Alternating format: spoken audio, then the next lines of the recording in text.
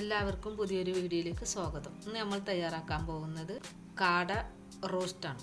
അതിലേക്ക് വേണ്ട 5 കാടയാണ്. അതിലേക്ക് പുരട്ടാനായിട്ട് മസാല തയ്യാറാക്കാം.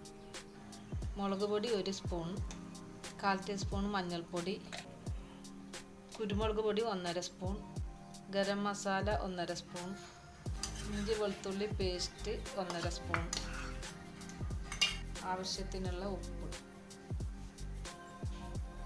ചെറുനാരങ്ങയുടെ മുറിയാണ്, അതൊന്ന് പിഴിഞ്ഞെടുക്കാം.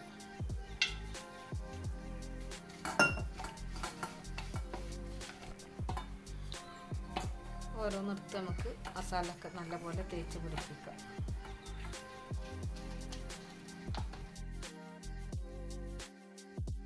ഇത് നമുക്ക് മസാല ഒക്കെ ഒന്ന് പിടിക്കാൻ വേണ്ടിയിട്ട് ഒരു 15 മിനിറ്റ് തേച്ച് വെക്കാം. ആവശ്യത്തിന് വെളിച്ചെണ്ണ ഒഴിച്ച് കൊടുക്കാം. വെളിച്ചെണ്ണ ചൂടായിട്ടുണ്ട്. ഓരോ കാട നമുക്ക് ഇതിലേക്ക് ഇട്ട് കൊടുക്കാം.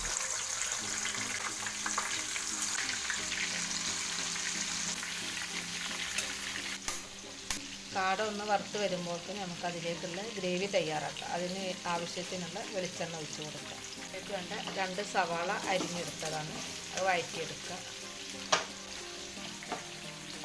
കുറച്ച് ഉപ്പ് കൂടെ ഇട്ട് കൊടുക്കുക. ഇതൊന്ന് നമുക്ക് മറിച്ചിട്ട് കൊടുക്കാം.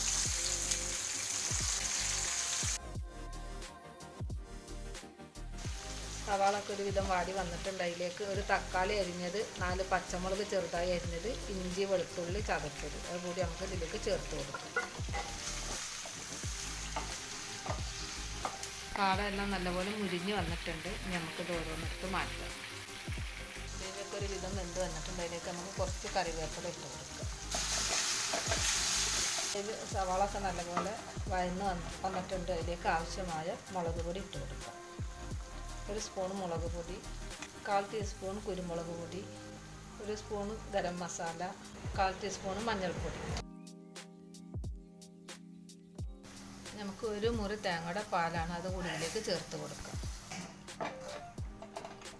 നമുക്ക് കുറച്ച് വെള്ളം കൂടി ചേർത്ത് കൊടുക്കാം. ഉപ്പ് നോക്കിയിട്ട് വേണമെങ്കിൽ ഇട്ട് കൊടുക്കുക. സവാള വാട്ടുമ്പോഴും കാടയിലൊക്കെ നമ്മൾ ഉപ്പിട്ടതാണ്. ഇതിലേക്ക് ഗ്രേവി റെഡി ആയിട്ടുണ്ട്. ഇനി ഇതിലേക്ക് നമുക്ക് വറുത്ത് വെച്ച ഓരോ കാട ഇട്ട് കൊടുക്കാം. കാടൊക്കെ നമ്മൾ ഇതിലേക്ക് ഇട്ടിട്ടുണ്ട്. ഇത് നല്ലപോലെ ഒന്ന് തിളക്കുന്നവരെ വെയിറ്റ് ചെയ്യുക. കാട റോസ്റ്റ് റെഡി ആയിട്ടുണ്ട്. എല്ലാവരും വീട്ടിൽ ട്രൈ ചെയ്ത് നോക്കുക. വീഡിയോ ഇഷ്ടമായാൽ ലൈക്ക് ചെയ്ത് സബ്സ്ക്രൈബ് ചെയ്ത് സപ്പോർട്ട് ചെയ്യുക.